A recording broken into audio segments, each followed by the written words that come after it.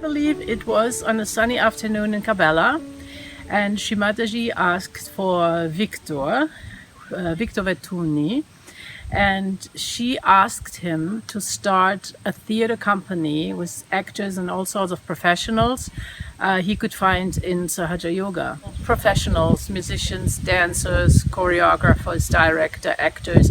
And we met all together in Belgium, in the ashram in Everbeek, for a big workshop. And Shrimataji said later on, mentioned that if she would not have founded Theatre of Eternal Values, there would not be theatre anymore.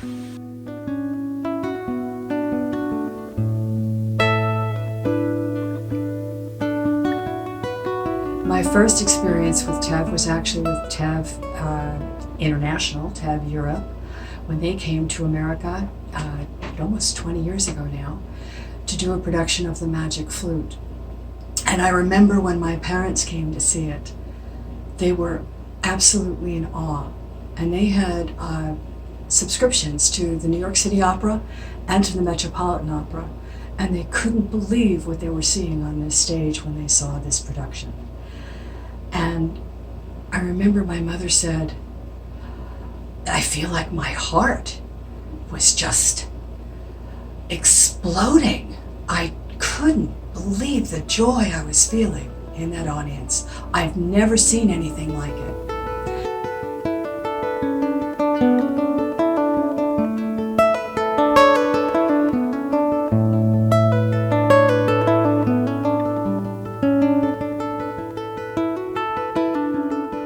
Starting Theatre of Eternal Values in America has been a really incredible journey for all of us so far, and we're still at the beginning of that journey. But what I think we've all felt is the love and the support of Shrimataji. It's very spontaneous, and it never goes the way you expect. But just so much joy and so much creativity has flowed. And all these beautiful surprises.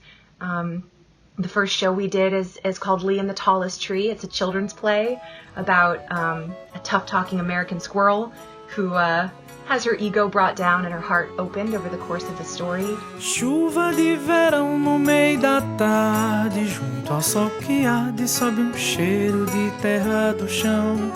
Junta isso a teu carinho que me invade. And what was so amazing about performing this piece, which we've done several times at outdoor festivals, we also performed at a music school for 3-year-olds and 4-year-olds and for their parents, was seeing the change in those kids' faces over the course of the play.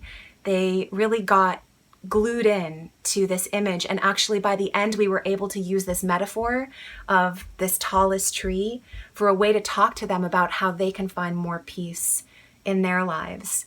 We actually had one performance where we were at an outdoor festival, and we did the first version of the show, and then we had a break, and during the break there was all this rain falling all across where the audience was supposed to be sitting. The whole atmosphere changed, it cooled down. And the second show we were supposed to perform, we weren't sure what to do, so we invited the kids to sit there right close to us on the stage. And every time we mentioned the tallest tree, we invited them to raise their hands to show how tall the tree is. And the vibrations of that experience was so strong and so sweet.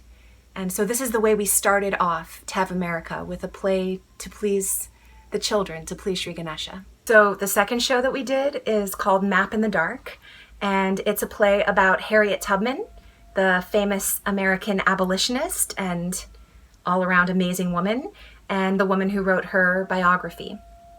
We chose Harriet Tubman for our second play because she's really an embodiment of the Shakti power. She wrote amazing things or said amazing things about her faith in God and her trust in God to protect her as she went on these very dangerous missions to rescue. First she rescued herself from slavery, and then she went back to rescue hundreds of other people. Play was wonderful.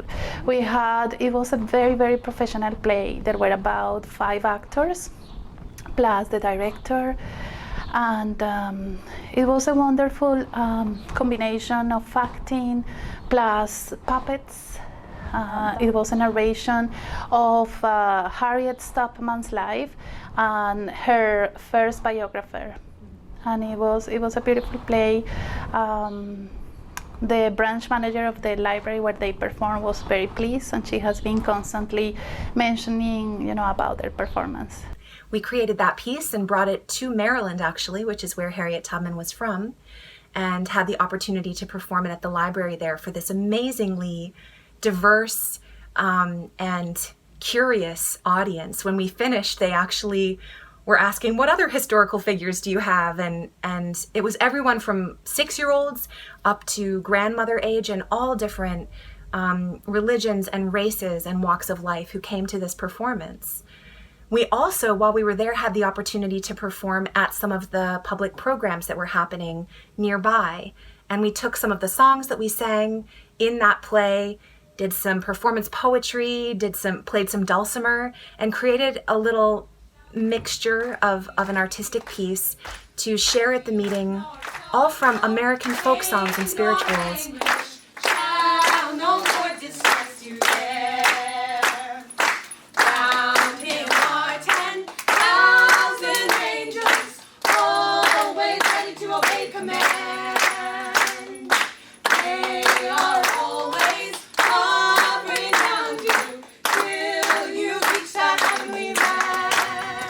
I remember the first time that I had a chance to perform in front of Shamaji.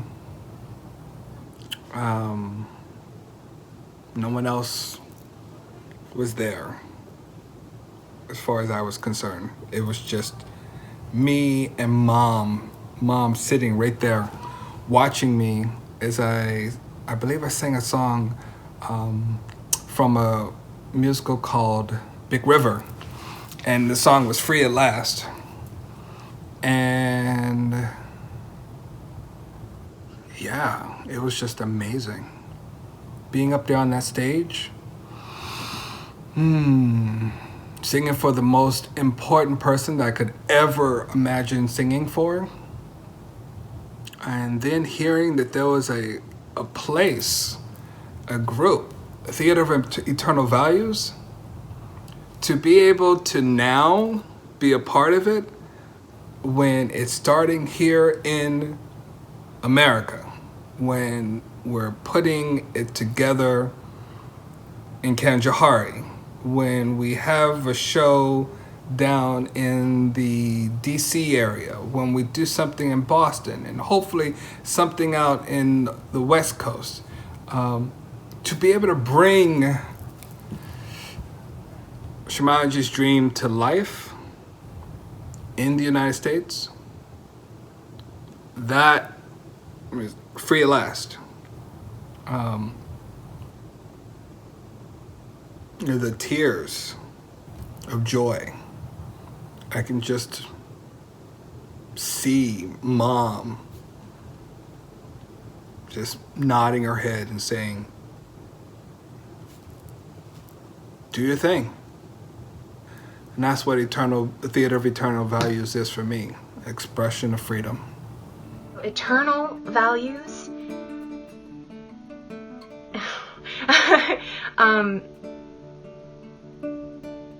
it's the stuff that lasts. It's the spiritual values, not consumerist values, not political, not mental, but the heart, the spirit, the innocence, the joy.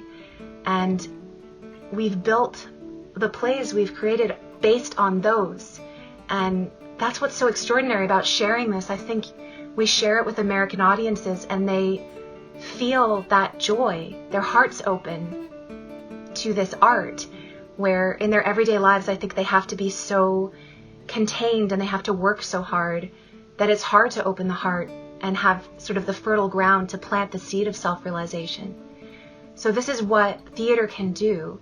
It can plant the seed. It can make the soil really strong and beautiful to have this blossom time really blossom in this country. So if you are inspired by that vision, we really hope you'll reach out to us. We're in the beginning stages. We need other artists. We need finance people. We need graphic designers. We need all of the skills that you want to bring.